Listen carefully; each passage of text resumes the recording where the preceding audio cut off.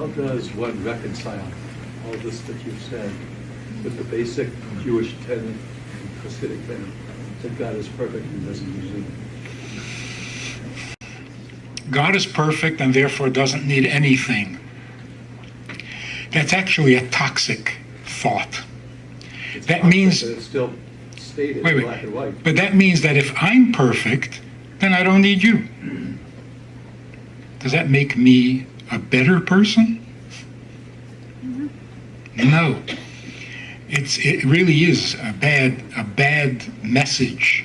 God is perfect, he doesn't need you. Well, then if I'm perfect, I won't need you either. And I want to be perfect. So until I get perfect, in the meantime, I don't need you. I'm practicing being perfect. Here's the thing. When we say God needs nothing, we mean that he cannot gain any quality or any property that he doesn't already have. If you serve him with all your heart, with all your soul, and with all your might, he will not get older. He will not get bigger. He will not get stronger. He will not get smarter. That means he's perfect. On top of being perfect, he is also humble. And just being himself, perfect me, is not enough. So he's perfect because he needs nothing, but he's also lovable because he needs someone. And that, I think, is the best argument. If he is perfect and needs nothing, how do you demand that I love him? Doesn't make any sense. He's not lovable.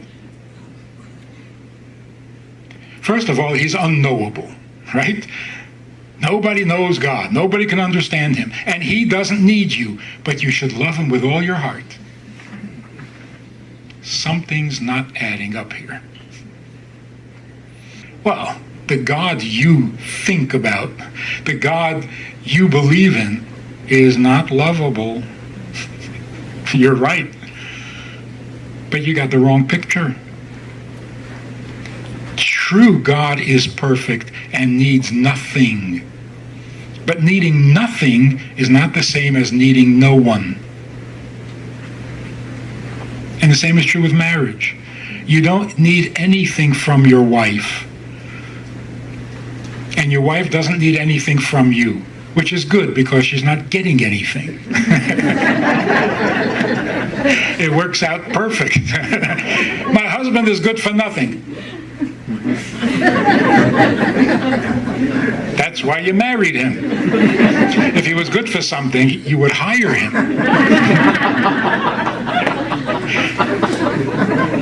You get married because you need nothing, but you need someone. Isn't that beautiful? God needs you to be with him, to be his. Now, does that need make him imperfect? Think about this. He needs you, and you're not available to him. I hate to walk out on Yes? but I gotta go. Bye-bye. He needs you, but you're not available. What is he missing?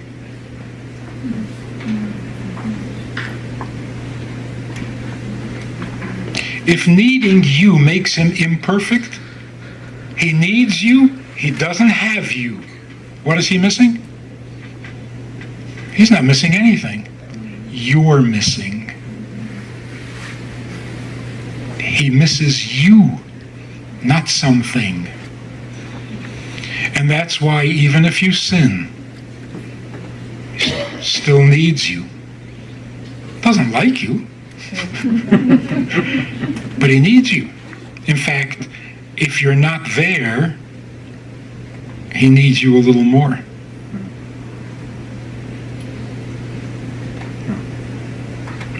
So it is not an imperfection to need someone, it's a greatness. To need something, that's an imperfection. And that's why he needs us unconditionally. It's not for something, just for us. it's also true that God is not knowable. How can a human being know God? Not possible.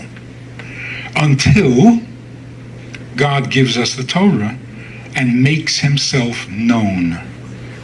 In other words, by nature, the finite being cannot know an infinite being unless the infinite being makes himself known. And certainly he can do that. So we do not know God means, well, without the Torah. It's true. Same with the need. God needs nothing except what he chooses to need, out of humility, not out of imperfection. So both things are true. He does need nothing. But needing someone is very different than needing something. And everyone knows this in their marriage. You need me for what? That's an insult. So if your wife ever asks, what do you need me for? Don't answer. Don't be suicidal. No matter what you say, it's wrong. The best thing you can say is, I don't know. I just can't be without you. That's true. I'm getting nothing from you. But I can't be without you. That's a marriage. Not a partnership, not a roommate. That's a marriage. It's not what I'm getting from you, it's you. I like to use this example. Your wife is out of town. You miss her. What do you miss about her? I miss her. She's not home. I miss her. But then as soon as she walks in the door, it becomes about something. Oh, good, you're back. Why can't we miss each other when we're present? Just each other. Not something from each other, about each other. That's what marriage is.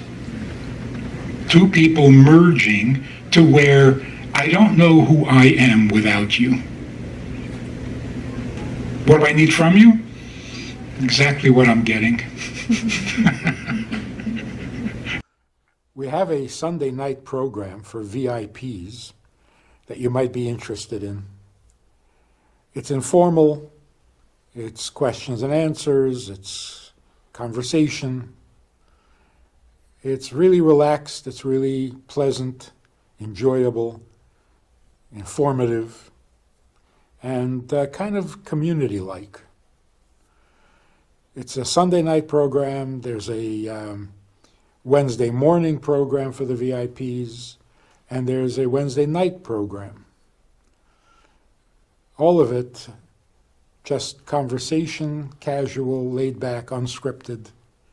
So join us, take a look, click the link below and see which of the three suits you best, and join us for some enjoyable conversation.